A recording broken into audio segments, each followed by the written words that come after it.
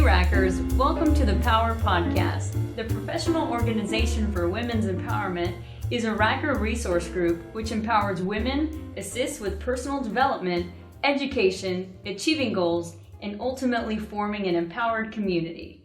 The views, beliefs, and opinions expressed during the Power Podcast are solely those of the members involved and do not necessarily represent those of Rackspace and its employees. Awesome. Well, now that we got the legal mumbo jumbo out of the way, let's dive on into this. So, hey everyone, we're back for season 2. Yay! I know you guys were literally sitting at the edge of your seats waiting for us to come back, and we're here. So, my name's Unica, as you guys might recognize. I'm Linux Operations Engineer Level 2, and I've been with Rackspace for about 3 years. And I'm Barbara Trevino. I'm a Channel Sales Operations Specialist, and I've been with Rackspace for 3 years. And hey everyone, this is Paige Novier. I'm in mid-market sales and I've been at Rackspace for about a year. So today we are on season 2, episode 1, multiple minorities. But what exactly is a multiple minority? Well, I'll go ahead and kick off our discussion about really looking at the definition of a multiple minority, how I'm personally a multiple minority, and then I'll share some responses and experiences I've had. So the definition of a minority group, quite simply put by Webster, it's a category of people who experience a disadvantage as compared to the majority or the dominant group. So usually and most commonly we think of minorities as being based on those overt differences like gender, race, ethnicity, sexual orientation, etc. And those are pretty obvious. I think as a society we don't do a really good job though of recognizing and acknowledging people who share and hold multiple memberships in a minority group. And that's called being in a multiple minority. And that stress and those challenges are simply multiplied. For me, recognizing those challenges and the stress and anxiety, it's important because it does accrue over time. And it can not only lead to poor kind of mental health, but it can also lead to physical health problems as well. So it's important we kind of talk about that. So how am I a multiple minority? Well, most obvious, I'm in the minority group of gender. I'm a woman. But then if you kind of dive into that a little bit deeper, I'm a woman in technology. And then, gosh, if you dive in even deeper, I'm a single working mom in technology. And then look, to top it all off, like I'm a redhead too, right? So all jokes aside, that is a little bit of a difference too. That definitely counts though. I don't see a lot of redheads. In some circles. Thank you. Thank you. No, but I mean, really, all jokes aside, Unica and Barbara, kind of looking at being a multiple minority, how I've responded, and I think that kind of awareness of how you respond, in the immediate circumstance and going forward is important. And I'm 100% confident someone listening is a woman or a working woman in IT or a single mom. So hopefully this will be helpful. So being a woman in IT is challenging. Girls and women who have pursued interest in STEM fields have usually been met with discrimination, harassment, wage differences, right? Just throwing it out there. Oh yeah, that's a thing that occurs. And kind of in preparation and talking today with you guys, I read a stat that only 25% of computing jobs are actually held by women. And that kind of surprised me, and that's actually on a decline. I'm actually not surprised, considering we're some of the few women in tech. Yeah, I can just go to my desk and I see, the lack of women. You can see it, right? Yeah. Also, what I read is that the turnover rate is twice as high for women in IT than men in the technology space. A lot of women are just tired of putting up with the bullshit. And then the women who do stay in technology, only 5% of the leadership positions are held by women. Yeah. So this is kind of a glim picture if we kind of look at what we painted here, but it's just, those are facts, right? And that's just to help build the context of what we're talking about today. So for me, when I think about sharing examples of being a multiple minority and how it's affected me. Look, guys, one time I remember being excluded from a client dinner because I was told I was a woman and I'd be the only woman there, and that would be awkward. That's stupid. That's stupid. I've had similar challenges, though. I have a similar story in my life where I also was excluded from a team lunch because I was the more responsible member, the only female member, to stay on the floor while everyone enjoyed a team outing without me. No, so it's almost expected, right? Right, exactly. And also I was told that I only got the job because I was a woman and they were truly trying to fill a diversity bucket, which if that was true, right, in the case, but still to be told that, it just kind of underscored being different. It really does. Yeah, I have tons of stories like that personally. Yeah. And so I guess what I want to talk about and kind of wrapping up what I'm sharing is, how did I respond, right? So I've responded really well in cases, but a lot of times it's taken time to not respond like I have done in the past, which I've cried. I have kind of retreated or pulled myself off of a project just to avoid being uncomfortable. I haven't pursued opportunities that I knew I'd be a really, really good fit for, simply because I felt embarrassed or ashamed or not good enough or not worthy. So for me, just being aware and changing how I responded has been a huge difference. So truly, instead of crying, I now smile. Instead of retreating, I step up. And instead of not applying for the role, I embrace the opportunity. I simply did the exact opposite of my natural defense mechanism response. So everyone listening, if you can take one thing away from what I'm sharing, is just to make it a positive experience, to be confident, know that you deserve and should be there, and it takes time. And I agree with all of those facts and statements that you said, Paige, especially because earlier you did mention that the 25% of competing jobs are held by women. And for me, to be a multiple minority, I also am a woman in tech, but I'm also a Latina woman in tech. And there was a report from the National Center for Women and Information Technology that was published last year. Only 2% of those competing workforce jobs were held by Latin women. That's already narrowing it down a little bit further. Yeah. And we live in San Antonio. There's not many tech.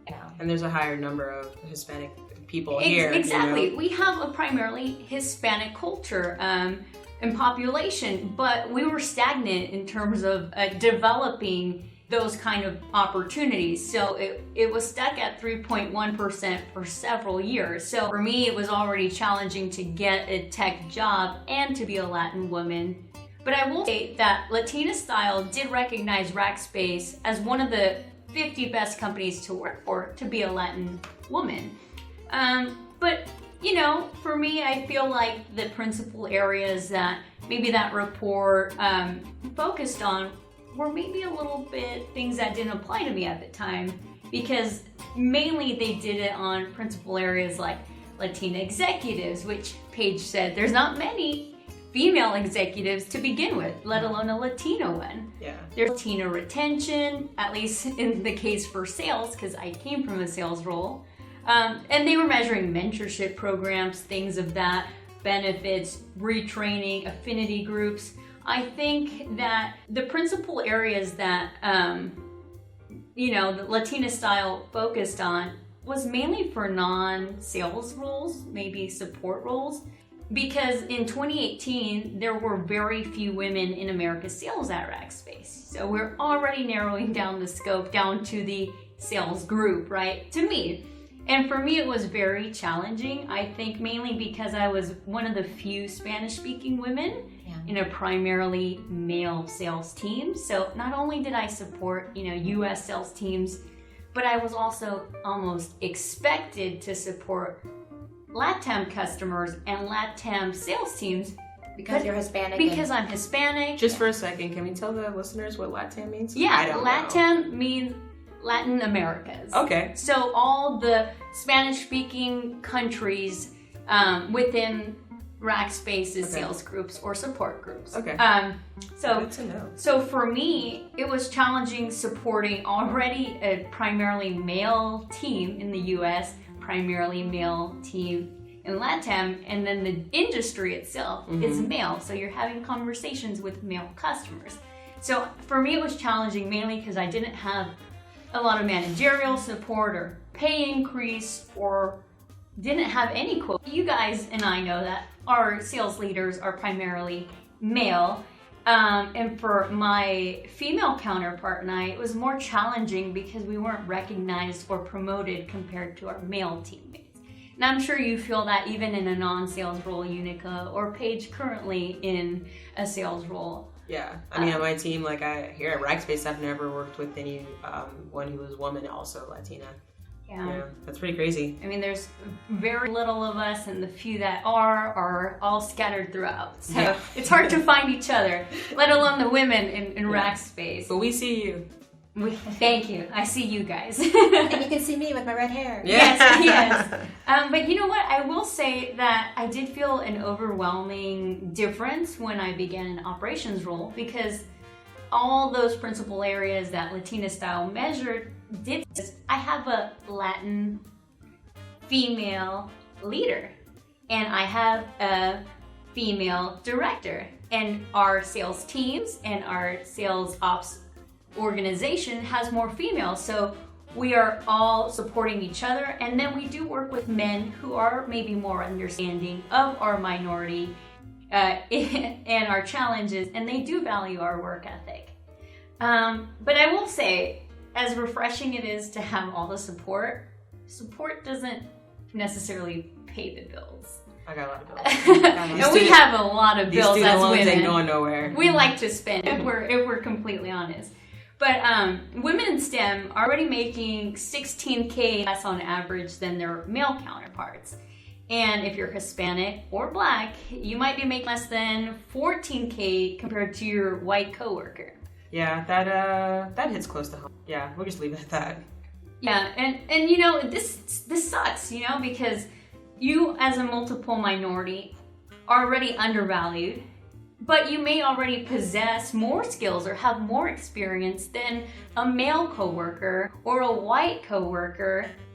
And I feel like if you are a multiple minority, especially a Latin woman, a Spanish-speaking woman, maybe I'm just speaking for myself here, or just multiple minorities in general, I feel like you should be compensated for having the valuable skills that you possess instead of, you know, being conflicted or having more challenges because being a multiple minority. Well, yeah, I mean, that's something that I think we talked about in previous podcasts, season 1, check it out, where like the roles of women just aren't valued as highly. Speaking to a kind of like a non-technical role, like a lot of women go into project management, which is generally just a role that's not valued as highly as like a software engineering or a developer kind of role, and so they just offer less money, you know, when they have to work, you know, just as hard, you know, as the engineers to make sure that our projects are getting pushed out of the door. Yeah. You know, so it comes to like, you know, how much does the company value you and what you bring to the table as a multiple minority? So now that I've gotten off of one soapbox, let me get on to another soapbox. So personally speaking, I fall into several of these categories. So I'm a woman. I work in a technical role. I'm also a member of the queer community and African American. Let's see, what else can we add to there? I'm more quote unquote masculine presenting. So that's a thing with there as well, you know. So I just find myself drilled down into this whole being a minority to the point where for a big part of my life, I felt like I was the only one, you know, and I had to like do all of this verbal acrobatics to navigate through certain spaces. So what I wanted to talk about today was how do you deal with being a multiple minority and navigating through all these spaces while keeping your mental and physical sanity. So first and foremost, you are enough. Whatever you are, whatever you're doing, wherever you're listening to this right now, you are enough. I know that some cases you find yourself being in a situation where you think you have this opportunity only because you're a minority. It doesn't matter. You're there. You have a voice. Speak up. The next one is be unapologetic. Your multiple minority-ness, and that is a word now, is something that you bring to the table. I bring to the table all the different facets of my personality. You know, being a queer member of the queer community, being a woman, being a Black woman. You know, all those things. Take those into our advantages as opposed to disadvantages. Exactly. You know. So, be unapologetic, be yourself in all spaces, and if someone has a problem with it, then, you know, that speaks more about them than it does about you. I think think that's really important. I read somewhere where they said try to eliminate the word sorry in your vocabulary. Yeah. So I think that's important. It kind of falls in line with what you were saying. Yeah, You don't have to be sorry. You don't I'm have not to apologize. sorry. Yeah, you don't have to be sorry for being you. Right. You know, be yourself and be as authentic as you can. You know, like that's what makes humanity interesting, in my opinion. So one of the most important things that I want to talk about here is finding someone to talk to. In a lot of cases, I find myself and the people that I come across, everyone feels like they're alone, you know? In reality, you're not. There's always a group of people that you can talk to.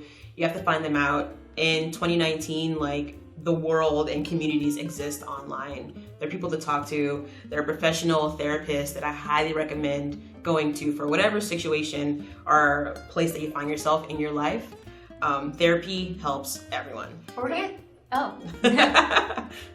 Well, I was just going to ask, when it comes to therapy, did you leverage anything from Rackspace when it comes to finding a therapist or any of the things that we have? Besides my insurance, no. Okay. Yeah, I went online by myself and I found some therapists, and then I kind of lucked out. Like the second therapist that I went to, like me and him are a really good fit, and we haven't seen him for a couple of years now. Well, even outside of just therapy, I mean, prior to this podcast, none of us knew each other, right? Yeah. And we were brought together by power. And as we started exploring the topic of multiple minorities, we just realized that we have a lot more in common than we realized. And we had never met each other. And I think that's very powerful knowledge to have. And now this camaraderie, this womanhood, if you would, of sharing the same kind of challenges and overcoming them together speaks infinitely about what we can continue to do. Exactly. It's therapeutic. Yeah, it really is. It really is. You know, I find myself in a lot of spaces where, now I find myself in a lot of spaces where I have people to talk to, you know, and we do things that work on self-care. Which brings me to my next point. Take care of your body, you know, being physically healthy-ish can definitely help out. I'm going to throw some science at your earsickles, so get ready. Fair warning, science is coming. Okay, well, science is great. So, so first thing, so I read this scientific thing. Why can't I find the word for that right now? Article. I read an article, people, where they found that people who were depressed or scored lower on a quality of life survey were most likely to be missing 2 bacteria from their gut. And those one of those 2 bacteria is linked to the process and pathways of dopamine. So we know dopamine and serotonin are like the 2 drugs that everyone loves because that's what really controls. One of the drugs that really controls our mood. So with those two bacteria missing, scientists are now like making conclusions. There's not enough for causality yet, so don't run out to the supermarket quite yet. You know, I find myself not eating as much fast food, and when I do, I notice the sluggish feeling that I have. I feel weighed down. You know, I feel slower than what I normally would. You guys recognize that? Yeah, I mean, kind of analogous, let's say, to like a car, right? Like if you gotta take care of your body and even the type of like fuel you put in, right? It needs to be, you know, conditioned and clean, and that's how you get better performing cars. So the more the stuff that we input into our body, it'll make us perform better. Yeah. What you put in is what you get out. Yeah. Most of the time. Yeah, Quite absolutely. literally. Yeah. Yeah. So also find time for yourself. Meditation is the way that I find to check in. I started out just 5 minutes a day, just sitting with my thoughts. And it's a very easy and quick way to just check in with yourself mentally and physically and see how you're doing. You know, not even if you have an action for those feelings, but just to understand and respect them. You know, we all have feelings, and the more that you ignore them, the more that you can be ignoring a root cause of something. And I think too with that, I mean, we all probably get very stressed out and caught up in the moment or just frazzled because we have so many challenges already throughout our day, throughout our lives, and we don't put enough time into ourselves to think about and digest everything and really, like you said, think positively, think that we are enough, to meditate, to take care of our bodies by eating well. So these are definitely practices I do and want to continue to do. So. Yeah. I'm kind of new to it. It's only been a few months of me really making life changes to for the better. But I mean, the changes so far have resulted in very positive things for me. Well, I think it's a big takeaway from our listeners to carve out that time, right? Yeah. Maybe start with 5 minutes and maybe it ends up being 30 minutes, but I think it's probably invaluable. Oh, yeah. And find your support group, whether it be in therapy or with a friend or a group of other women or just empowered people. Which leads me to my conclusion, actually, that there are a large number of people, specifically LGBTQ plus, who are also people of color, that are in therapy or have some sort of support group. And I think that has a lot to do with just not wanting to feel alone. Especially in technology, you find yourself in meetings or in different areas where you are the only person that looks like you. I mean, that's what I feel for myself.